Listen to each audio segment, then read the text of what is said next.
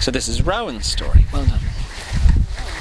A long time ago, 200 years ago, there lived a crofter named Duncan. He was tending his cattle when he heard the noise that everyone in the clans and townships around dreaded, the noise of the fire-breathing osprey.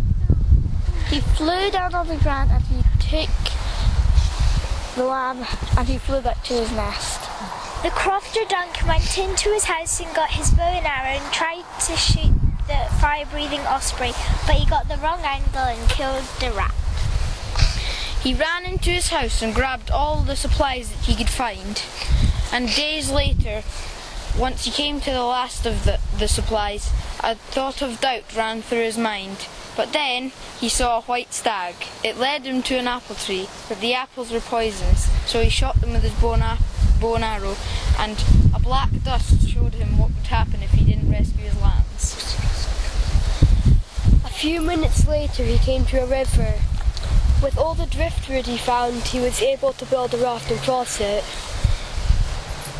He ran across the heather and jumped over a cairn until he came to a nest. He pulled an arrow and striked at the baby fire-breathing ospreys. He took the lambs and he ran as fast as he could with them, but he looked behind him and there was the fire-breathing osprey chasing after him.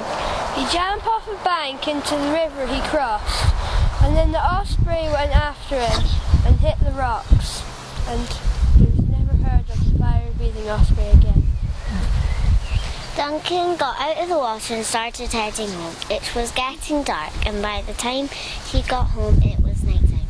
He gathered all his baby lambs around the fire, and they all